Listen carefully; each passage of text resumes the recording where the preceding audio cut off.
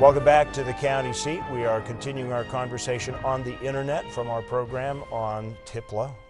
I really like that. The Transfer of Public Lands Access, House Bill 148, as it's known in the newspapers, as they cover it, sometimes not as accurately as we think they should. I'm going to turn this last 5 minutes over to open thought between the two of you, because you have different perspectives that are looking at the same problem. What do people need to know right now about this process and where we are, or the theory of it? Well, first of all, I like the acronym. I need Carl to come up with a theme song now, so we've got the TIPLA music going forward. Is that part of the think tank? Do you have a musical division at the Sutherland Institute? We can find one, I'm sure. Yeah. Okay. You know, critically, Chad, this is being driven from the ground up. The counties, we had about 5 or 6 counties that came together to form the American Lands Council. There are dozens now. They're on board and they're driving. And when you think that one man stood up, and in his words, he said, "I went to battle to change this public land system." This is Benton? Thomas Hart Benton, Democrat senator from Missouri, went to battle, and year after year, he said, in speeches and in bills that he would renew, and he called upon members of Congress to fix their determination on the speedy extinction of all the federal title to the lands within their boundaries, and he did it. Missouri would still be 90% federally controlled. Illinois, 90% federally controlled. Imagine the difference. And so for us, it's a matter of raising up our Thomas Hart Bentons today and supporting them and giving them courage and strength as they move forward. This is theoretical, but what changed in Washington from a state's focus? Because that transaction took place in the mid-1800s, if I'm not mistaken.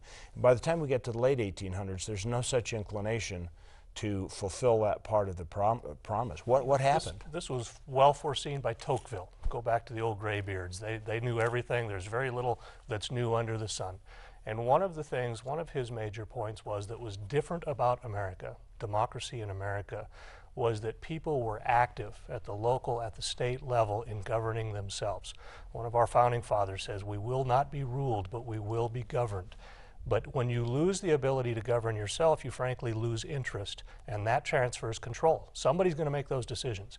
And I think as we saw power centralized in Washington, D.C. 17th Amendment, possibly? That's a big part of it, yeah. As we see power centralized, we lose the ability to have control over our own destinies. We start to lose interest. We frankly, local newspapers shut down because there's nothing to cover, because people have nothing to debate, because the decisions are made someplace else. We have lower voter turnout and all kinds of indications that people feel like they're disenfranchised, they're unable to govern themselves. We need to return that control to the extent we can. And to address your question, the more the power has been centralized and the control taken away from the locals, from the people, the less they've been interested, and frankly, the worse the outcomes have been. This is a great effort to try to bring some of that control back. You know, Jefferson warned us very clearly about that. He said, when all power is drawn to Washington, in small as in great, in foreign, domestic, it'll render powerless the checks of one government on another and become as venal and oppressive as the government from which we separated. Now, your point on the late 1800s, I'd take a little exception with that. It wasn't until recently, into 1976, that they said, we're now going to keep these lands in federal ownership. In fact, in 1932, there were congressional hearings that the states had rallied and said, you've got to keep your promise. And the title of the congressional hearings were granting remaining unreserved public lands to the states. But Congress's proposal was, we'll give you all the surface. We know we have to give you the land. We'll give you all the surface. We're going to keep all the minerals. And the states rallied and said, no, you've got to give us the burden and the benefit.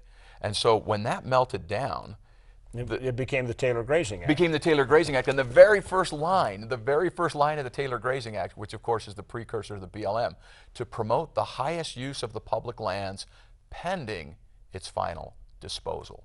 We knew from 1780 to 1976, Congress was duty-bound, reiterated in the Statehood Enabling Acts, to dispose of the lands. And then they said, now we're going to retain it in federal ownership, but we'll give you PILD, SRS, and mineral lease. You know, I'm going to argue with you on that one, though, because it was good on paper, but I don't even think through the 30s and up to 76 it was actually good in practice. The Taylor Grazing Act? Yeah, because I don't think that it seems to me nobody was serious about fulfilling that obligation. There have Disposal? been, yeah, there have been disposals all the way through, but not as rapidly. But yeah, I grant you, what happens is practice becomes precedence. And because we don't know the history and we haven't bothered to look in the rights, the thing you mentioned before, didn't we give it up because of polygamy and Mormonism at statehood? We haven't looked at the document. We haven't looked at what Carl said, that, you know, Washington, Montana, North and South Dakota, it's not just the same language, it's one and the same piece of paper, the same document that created 4 states, and yet they're treated radically different on one or the other side of that arbitrary federal fault line. And looking at the ability to govern this too, as well, or to manage it. I'm from eastern Montana. A lot of BLM land in eastern Montana. A lot of grazing. The best looking land is the private land, the deeded land. And it has fewer weeds, it's better managed. And then the next best, frankly, is the BLM land.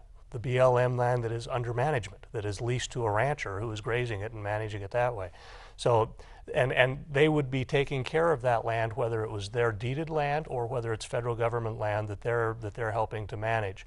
They have a legacy that they want to pass on to their children, and they want to be able, and so they are going to be the most responsible managers of that land. They put in water systems, they put in irrigation systems and reservoirs and things like that, that frankly the land is in much better shape than it was when the buffalo roamed it, when it was wild. And so to bring that control of that land back home to the people who have the biggest stake in it seems to me to be one of the highest callings. We've got to get, it's best for the land, it's best for the people, and it's best for the communities that depend on that land as well. Gentlemen, thank you so much. It's been great. This conversation could go on for hours, so we'll just have to schedule another visit.